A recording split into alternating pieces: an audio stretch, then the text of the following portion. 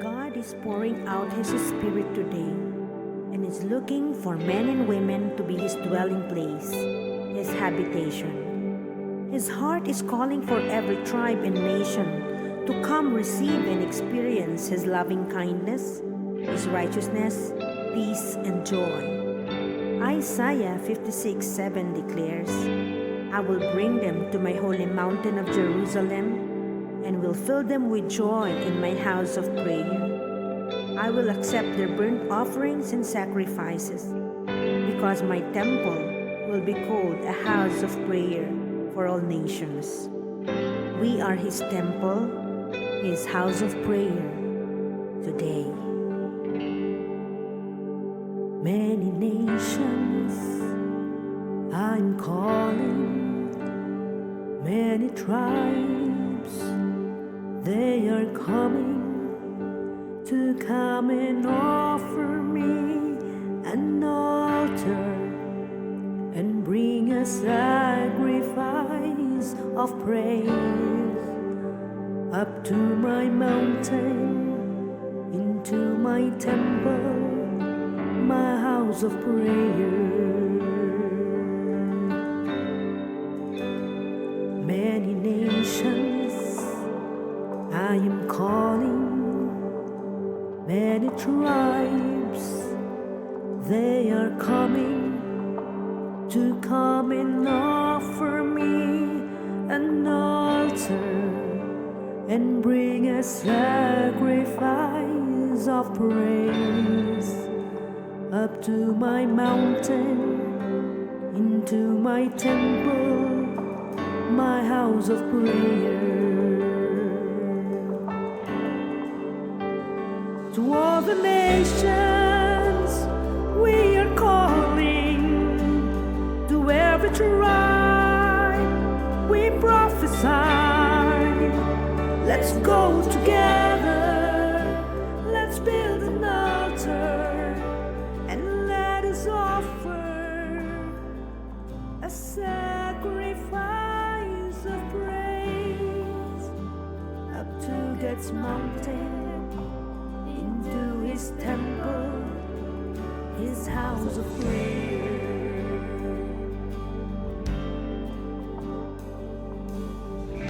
I declare Leviticus 6:12, the fire in the altar of the Lord will keep burning in your life today. It says there, the fire must never go out. Watchmen of the Lord, as you call upon the name of Jesus, as you pray and intercede in behalf of God's people, you are adding wood and the fire to keep burning in the altar of the Lord, and your labor is not in vain.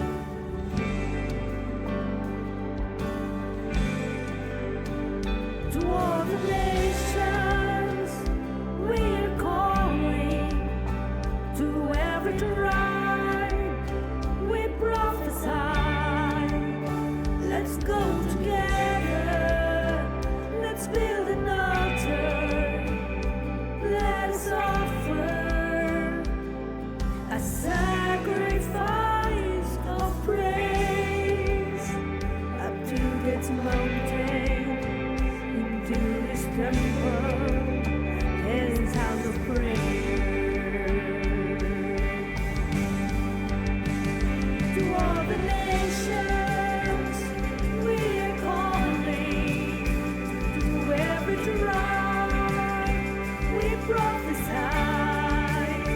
Let's go together, let's build an altar, and let us offer a sacrifice of praise up to God's mountain, into His temple, His house of prayer.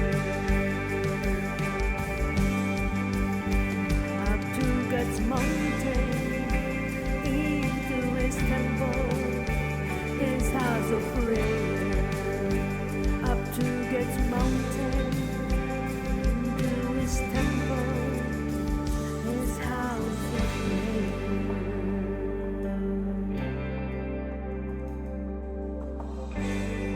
Thank you,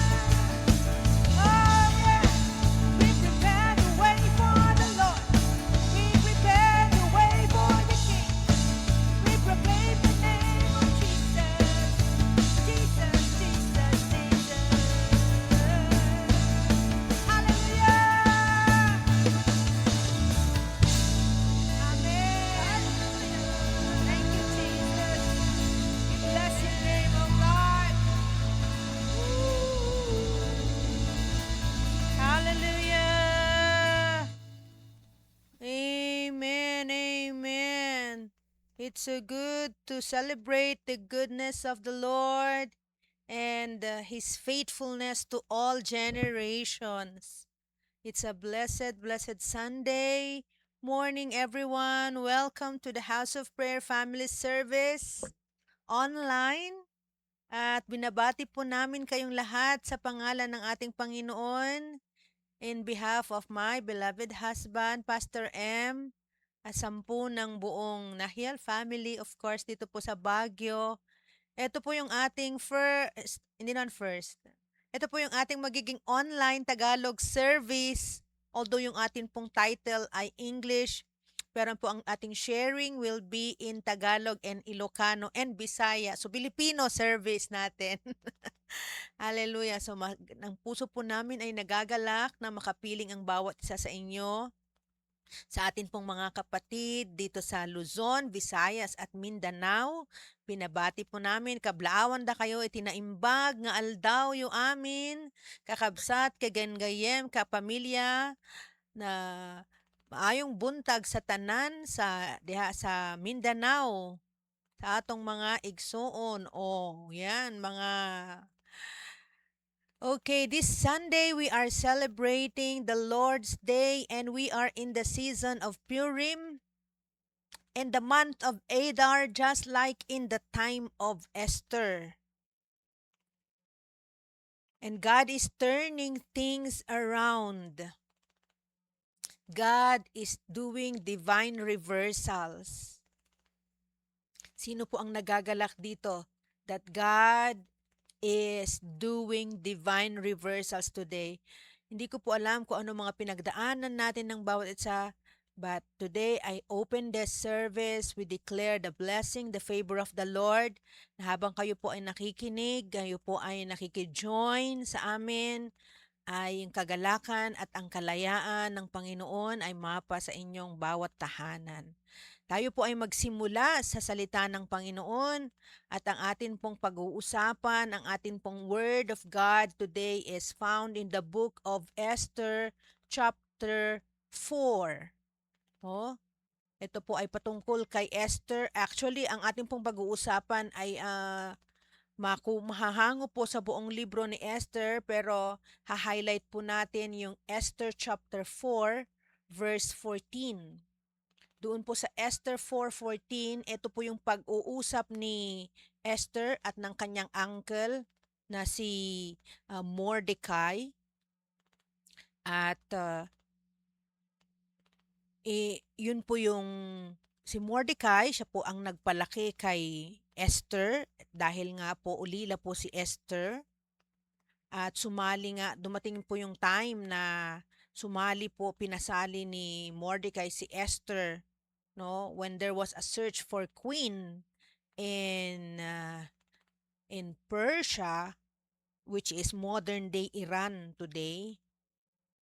Kasama po si Esther. Medyo shortcut ko po, and I want to highlight po the word of the Lord dun po sa ganap na kung saan na ipaglaban ni Esther ang buong angkan or the whole nation ng mga Jewish, dahil sila po, ang kanila pong lahi ay nasa panganib dahil meron na pong nasulat na batas sa pamamagitan ni Haman na sila ay lilipulin o ipapapatay, no, buong lahi basta kung ikaw ay Hudyo, kasama ka dun sa batas na malilipol, mapapatay, dahil galit po si Haman sa mga Hudyo.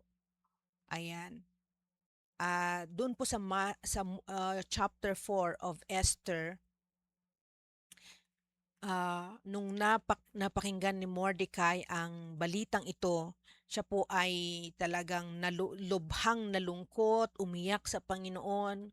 Sabi po sa verse 1 ng Esther chapter 4, when Mordecai learned about all that had been done, he tore his clothes, put on burlap and ashes, and went out into the city, crying with a loud and bitter wail. Talagang yung pagtangis niya, yung pag-iyak niya, talagang hanggang sa kalsada. He went as far as the gate of the palace, hanggang sa gate ng palasyo, no? Nag-iiyak siya doon, nagsisisigaw siya doon, sa galit, sa iyak, sa lungkot. Pero dahil wala pong pwedeng pumasok sa palasyo na meron pong kasuotan ng kalungkutan, di hanggang dun lang po siya sa gate, no? Kaya nung nabalitaan po ito ni Esther, nagpadala po ng mensahe ang kanyang uncle na si Mordecai. At dito nga po sa verse 13, ito po yung exchanges ng kanilang conversation. Mordecai sent this reply to Esther. Sa verse 13, sabi niya, "Don't think for a moment that because you're in the palace, you will escape when all other Jews are killed. If you keep quiet at a time like this, deliverance and relief for the Jews will arise from some other places, but you and your relatives will die. Who knows if perhaps you were made a queen for such a time as this." Ayan po yung kanilang pong conversation, yung pong kanilang pag-uusap na sabi ni Mordecai kay Esther na huwag kang manatiling tahimik, meron kang magagawa, meron kang malaking part for the deliverance of your people. And to everyone listening right now, I want you to know that you are also like Queen Esther today and like Mordecai, na pwedeng sa pakiramdam natin wala tayong boses, wala tayong lakas, wala tayong kakayanan, pero I believe with all my heart, tayo po ay pinili ng Panginoon, tinawag ng Lord para hindi po manatiling tahimik, hindi may busal yung atin po mga bibig, pero tayo po ay merong magagawa sa kapanahunang ito para sa ating family, para sa ating lipunan. At wag po tayong manatiling tahimik, no? Pero ano po yung ide-declare po natin, ano po yung ating mga bagay na dapat na sinasabi, no? Anyway, ang ating pong dapat dinedeclare ay ang truth of the Word of God, ang katotohanan ng salita ng Panginoon.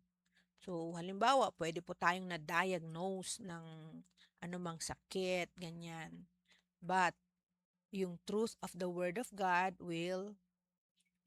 speaks louder than what the diagnosis of the doctors have said. So, this day, this is your season. God is turning things around. Amen. And I'm happy. Masaya po ako na ipamalita itong good news ng salita ng Lord para sa atin. Ito ang season na ang Panginoon ay binabago niya ang mga pangyayari. Amen. Ito pong buwan na kinalalagyan natin ay month of Adar or month of Adar. Ito rin po yung season nga na actually yung pong araw na ito mismo, ito po yung nakatakdang araw doon sa sinulat ni Haman na araw ng execution ng mga Hudyo doon sa bansang Persia. Pero hindi po nangyari ang naisulat na isabatas ni Haman sapagkat merong Queen Esther, merong Reynang Esther na nag-intervene, nag-interrupt ng decree na yan, humingi ng favor at binigyan siya ng favor ng hari at hindi nga ito na isa katuparan. Although alam po natin na ang naisabatas na napirmahan ng tinatawag na signet ring ng hari ay hindi na pwedeng baliin. Pero si Esther binigyan ng kapangyarihan ng hari ng Persia at saka si Mordecai binigyan din ng kapangyarihan sa pamumuno doon sa palasyo at pwede silang nagsagawa rin po sila ng batas to counter the initial decree, no, against the people of the Lord. Kaya po ang matututunan po natin ngayon is number 1, ito po yung message ng Lord sa atin. Esther 4:14. Who knows whether you have come to the kingdom for such a time as this? Ikaw ay narito ngayon o nailagay ka dyan sa kinalalagyan mo, inassign ka dyan, na position ka dyan sa panahong ito na binalak, plinano ng Panginoon. No, meron siyang layunin Dati panggap na para ken ka. Nya kunana ditoy God positions His people for purposes. So ang Panginoon meron siyang purpose, meron siyang layunin. Hindi na-realize ni Esther, no? Noong una hindi niya na-realize. Akala lang niya sumali lang siya sa isang beauty contest, parang ganon. Pero what seemed like a political appointment was actually a prophetic placement, by God. Amen. Salamat sa Uncle Mordecai ni Esther na may takot sa Panginoon sapagkat si Mordecai na discern niya isang bagay na isang makapangyarihan. Nakita niya na magpwedeng ang impluensya ni Esther ay hindi lang para sa kanyang sariling comfort para mabago yung takbo ng buhay niya, pero naibigay ng Panginoon yon para sa divine assignment. Yan, tayo pong lahat sa ating panahon ngayon, meron po tayong divine assignment. Ito po ay true for all the believers today. Ang Panginoon nilalagay niya tayo strategically sa ating mga families, sa ating mga workplaces, sa ating pinagtatrabahuan, o pwedeng nasa gobyerno po kayo o nasa education, no? Hindi lamang para sa ating mga sarili, hindi lang para buhayin natin ang sarili, kundi para po i-advance natin ang kaharian ng Panginoon.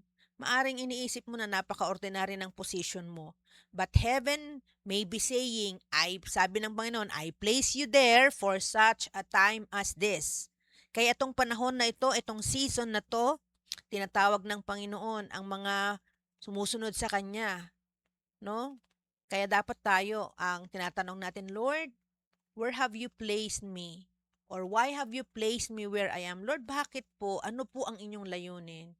Sapagkat every divine placement carries a kingdom purpose. No? Amen. Pangalawa, doon po sa Esther 4:16, no? Nagkaroon ng lakas ng loob si Esther. Dahil hindi nga po basta-basta ang pwedeng pumunta sa hari pag hindi ka po pinapatawag dahil pwede mong ikamatay ito. Pero ang ginawa ni Esther, ang naging dialogue niya, sabi niya, if I perish, I perish. Patay kung patay, laban kung laban. Courageous obedience unlocks deliverance. Wow. Thank you, Jesus. Alam niyo po, nung in-approach ni Mordecai si Esther, o sinabihan niya, in-advise niya na i-approach niya ang hari,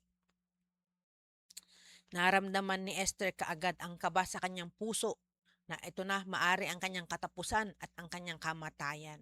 Ganun pa man, nagkaroon siya ng holy courage. Sa kailangan natin ito, no? Sa ating buhay, holy courage, no? Dahil dinemonstrate nauna nang dinemonstrate ni Mordecai. Hindi po siya nag-bow down kay Haman. No, kaya nga galit na galit si Haman kay Mordecai dahil hindi po siya nag-bow down doon hindi nag-bow down si Mordecai kay Haman. While others compromised, Mordecai stood firm. At yung obedience niya na yon, merong itinuturo sa ating kapanahunan, sa atin ngayon. Deliverance often begins when someone chooses obedience over fear. So salamat sa mga naunang mga nag-serve sa Lord, no? Na nakita natin yung kanilang mga pagsunod, maski na napakahirap, o kaya nakita natin yung na may na-demonstrate po na tapang. Ako din, kaya rin po ako naging ganito dahil meron din po akong nakita mga nasaksihan na mga unang lingkod ng Lord sa pastor ko na maski napaka-imposible, ay nagkaroon siya ng pagsunod sa Panginoon. And in every generation, there are moments when believers must decide, magko-compromise ba ako o matatayo ako for righteousness? Tutulad ba ako sa iba? No, kung nangungurakot sila o kaya nagungupit sila o kaya nagsisinungaling sila, total konti lang naman. Kasama naman to sa trabaho. O mananatili kang tapat at hindi ka makikisa dun sa mga baluktot na mga gawain. No, itong pong spirit of this age, pressure tayo na mag-bow down at sumunod na lang sa tinatawag na kalakaran o kaya mga sistema. Pero katulad po sana ni Mordecai, tayong mga anak ng Panginoon, the people of God must say, I will not bow down. And like Esther, sabihin natin, I will obey God no matter what the cost. Lord, susunod ako. Alam nyo kasi, when obedience rises, God begins to move. So, what is the Lord asking you to do now? If you do it, God will start also moving. Kasi minsan, alam niyo po ang promises ng Lord are always conditional. And it always works for our own good. Kung meron mang conditions ang Panginoon, it's always for our own good. God is good and He's good all the time. Amen. Number 3, Esther 4:16. Ang sabi ni Esther, sige, uncle, sige, go gather all the Jews, and fast for me. Ooh, what a move, ano? When you don't know what to do, just like Queen Esther, go fast, go pray. Baka tinatawag ka ng Panginoon din mag-ayuno, mag-pause para magkaroon ka ng evaluation, and huwag niyo pong sayangin yung isang araw, huwag niyo pong isipin na marami po kayong mawawala sa buhay niyo when you choose to fast and pray and seek the Lord with all your heart. Because one day in the courts of the Lord is equivalent to 1,000 days. Marami po kayong ma-accomplish. Marami tayong ma-accomplish when we fast and pray. No. Why? Because breakthrough begins in prayer and fasting. Yung turning point po ng kwentong ito hindi po sa palasyo, kundi sa prayer gathering. Bago nagkaroon ng victory na publicly, meron pong mga naganap na mga intercessory meeting privately. Amen? And the Jewish people fasted and prayed for 3 days lang naman. 3 days. And that moment shifted the entire atmosphere of the nation. Oh, this is what we want to see sa Pilipinas, sa ating bayan, sa ating family. And kung hindi po natin maumpisan sa buong Pilipinas, pero salamat sa mga movements like Jesus Reigns, IFP, mobilizing the whole nation. Kaya po tayo nakiki-align doon. Now, we do it for our family naman. Kung doon muna tayo sa ating mga small communities where we can take part. Because when we take part, we will see a shift in the atmosphere of our families, of our community. Ito pong tinuturo dito, spiritual battles are won in the secret place, bago sila nagmamanifest sa natural. Kaya wag mong isipin na nag-iisa ka lang. Pag ikaw nagpipray, nananalangin, mag-isa ka, wag kang madaya. Wag kang maniwala sa pandaraya ng kaaway na parang kawawa at kulelat ka. Because battles are won in the secret place before they manifest in the natural. Amen? Prayer precedes breakthrough. Ang fasting, nagre-release din ng spiritual authority kasi dinideny mo yung mga gusto ng sarili mong laman. Sinusurrender mo yung sarili mong ideas at kaisipan at pinapayagan mo na kausapin ka ng Lord. Intercession dismantles the plans of darkness. Mangibabaot sa Ilocano, namamagitan sa Tagalog. So, uraynuhan mo nga sanhan mo nga concern, ngem no tumakder ka ijay sango iti ari. Ya. Talaga nga kaslang nga issue mo yun. Maski na issue ng ibang tao.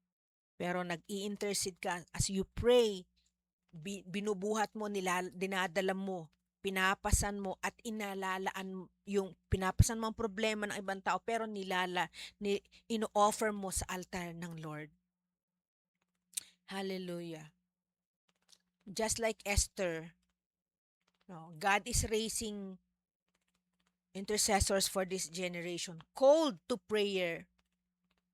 And the Spirit of God is calling the church today to return to the altar, return to the secret place, return to intercession. Because many battles we face today will not be won through human effort, but through prayer and spiritual authority. Amen? Panghuli po, doon po sa Esther 9 verse 1, napakaganda ng opening ng verse na to. Sabi doon, on the day when the enemies of the Jews hoped to overpower them, the reverse occurred. So una po, kung ano yung plinano ni Haman na kung saan ibibitay o ibibitin o doon siya i-execute si Mordecai, yung pong inihanda ni Haman na yun para kay Mordecai ay nagamit para sa kanya. So, praise the Lord. Na wala na sa eksena itong si kontrabidang si Haman sa buhay ng mga Jewish. Kaya lang, yung pong batas na naisabatas niya, final and executory din yun. No? Pero, nagkaroon ng intervention. Binigyan nga ng kapangyarihan, sa Esther chapter 8, binigyan ng kapangyarihan ng hari, si Esther at saka si Mordecai, para gumawa ng panibagong batas that the Jews can defend themselves if anyone harms them. At yung batas na po na yun ay naipamalita rin sa buong bansa rin ng Persia. At na-schedule po yan sa araw ng March 7 and 8. On the very day when the enemies of the Jews, nung akala ng mga enemy nila na sila ay ma-overpower. Ano pong sabi? The reverse occurred. Marami pong mga taga-Persia ang natakot sa mga Hudyo. They were, because of what they have seen in the life of Mordecai na na-promote sa palace. Kaya ang ginawa nila, yung iba pa nga nagpa-change ng citizenship para maipakita lang nila na they are not against the Jews. No. Pero ang sarap po basahin po ninyo ang inyong Bible ito pong kwento ng Esther chapter 9, because this speaks of our divine season why we are here right now. We are witnessing divine reversals taking place even in the Middle East. Our prayers are penetrating globally. Yes, God is releasing divine reversal today. Makita natin po dito, everything changed. Yung decree na plan to destroy them was overturned. Yung plano ng kaaway nag-collapse. And the people of God walked in victory. This is the powerful message po ng buwan of Adar. God is a God of reversal. What the enemy meant for destruction, God turns for deliverance. What was meant for mourning becomes celebration. And what was meant for defeat becomes victory. Yung pong mga gallows built for Mordecai became the judgment of Haman. The trap of the enemy became the testimony of God. And the same God still moves, amen, in this way today. He is still reversing. If you are going through family crisis, impossible situations, attacks of the enemy, seasons of oppression, God is releasing divine reversal when His people remain faithful. Mga kapatid, God is turning things around. Amen. God is calling this generation. The story of Esther is not just a history. It is a prophetic pattern for the people of God today. Amen. God is still raising men and women who will discern divine positioning, who will walk in courageous obedience, will return to prayer and fasting, and expect supernatural reversal. And heaven is still asking the same questions today. Tinatanong pa rin ng langit, no? Tayo ngayon, who knows? Who knows? Kaya ka nandyan ngayon at buhay ka at nailagay ka dyan sa bayan na yan, sa pamilya na yan, sa simbahan na yan. Dahil may layunin ang Panginoon. Perhaps He placed you in your workplace for such a time, in your ministry, ganun din. At kung sinagot ni Esther ang kanyang panawagan, the Lord is inviting you, His people today, to rise with courage and obedience. Because kung ang mga anak ng Lord tumayo, nanalangin, sumunod, nagre-release ng divine reversal at victory ang ating Panginoon. Sige po, I want to pray for you right now. Thank you, Jesus. Hallelujah. Father, we thank you for your presence in this room. Thank you, Lord, for you are moving sa iba't ibang families that are joining us in Jesus' name. Hallelujah. Thank you, Abba Father. Oh, we bless you, Jesus. This is divine reversal season, oh God. Amen, amen, amen. Lord, we thank you for the God that you are God who raises and delivers in every nation. At Panginoon, we say yes to your call. We raise up Esthers in this generation, mga woman of courage, purity, at yung merong matapang na pagsunod. Salamat din, Panginoon, that you are raising up Mordecai, mga kalalakihan na hindi po sila susunod sa sistema ng kadiliman at ng mundong ito. Lord, dalangin namin na i-ignite mo ang aming mga panalangin, ang mga spirit of prayer and fasting sa aming mga tahanan, sa aming mga simbahan. At let the church arise, Panginoon, ng merong authority at kapangyarihan. At katulad ni Esther, we declare divine reversals.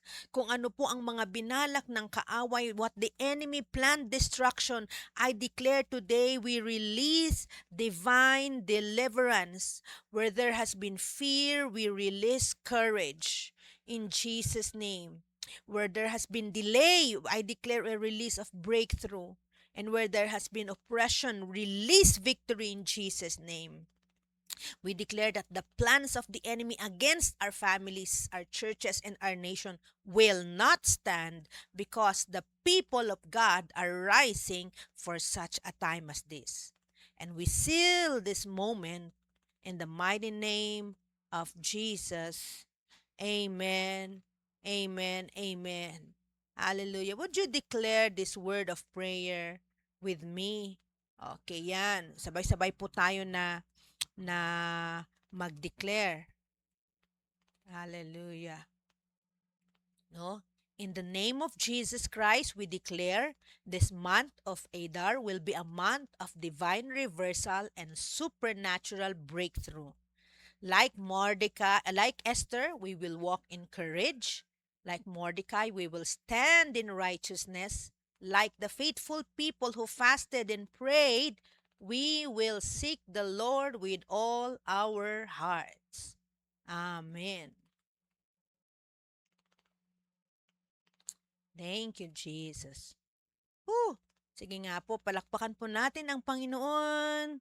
God is so good. God is so good. Hallelujah. Thank you po for joining us today in this beautiful, beautiful worship service online. Ito po ang inyong lingkod, Pastor Precious Noemi Inaganda. Dahil walang ginawa si Lord na pangit at mahina, tanging malakas at maganda lamang. Nagsasabing, this is your turning point because God is turning things around for you. Ayan, ayan. So mga kapatid, if you are blessed also and you want po to sow your seed, yes, andito po yung ating mga GCash details. Sow your offerings po in the name of our Senior Pastor, Emmanuel Nahyal, with GCash number 0908-322-7172. God bless you for supporting the work of the Lord. And we are seeing things progress, culmination po ng ating mga values education class this coming week sa Regional Science High School at susunod naman po ang Lubas National High School. So we thank you for praying for these youths, because one scripture can in the classroom can really touch the lives of many youth. We are seeing the presence of God so visible, healing the hearts of the young people. Salamat din sa pag-pray niyo po sa amin. We had a victorious couples session sa San Fabian, Pangasinan last Sunday.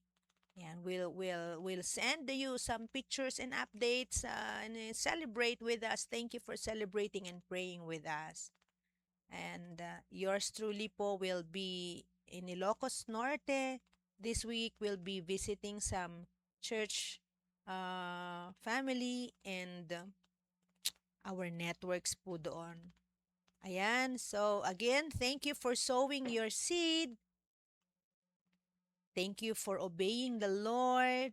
And we declare again, your hope today is God is turning things around. God bless you.